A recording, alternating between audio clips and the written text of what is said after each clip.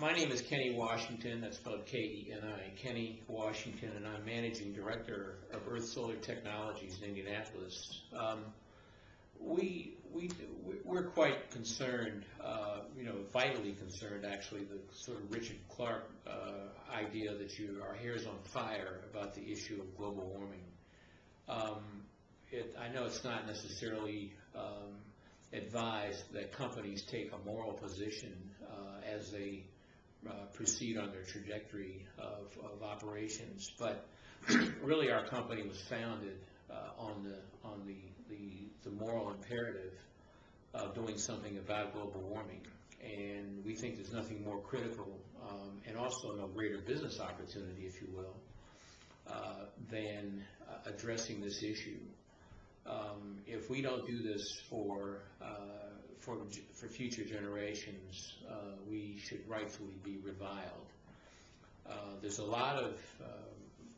are many statements today about people who don't fully want to address this issue, that, well, the science is not really clear, and some of the science is flawed. Well, that's nonsense. There's a clear consensus of climate science, climatologists, climate scientists from around the world, that this is the #1 issue of our time. In fact, it might be the #1 issue in the history of our species over the last few million years. It easily could be that.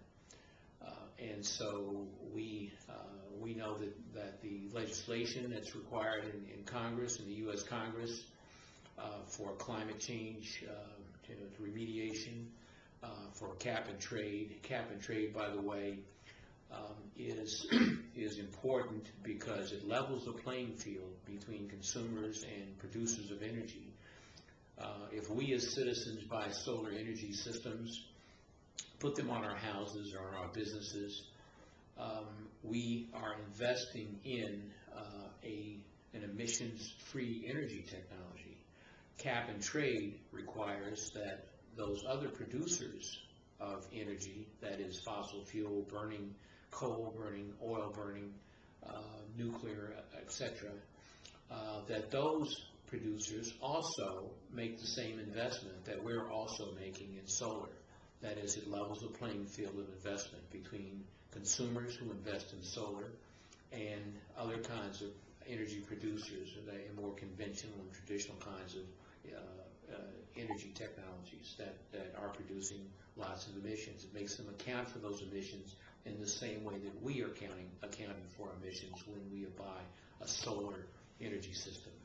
So there are lots of mechanisms in place today that will enable us to do something about global warming. I don't know that it's too late or not. That's another scientific matter that I'm not equipped to address. However, I do know that we all have an imperative to address it as quickly as possible. If we care about ourselves, if we care about our children, and we care about our grandchildren and their children to come, we have a moral imperative to address this as quickly and urgently as possible.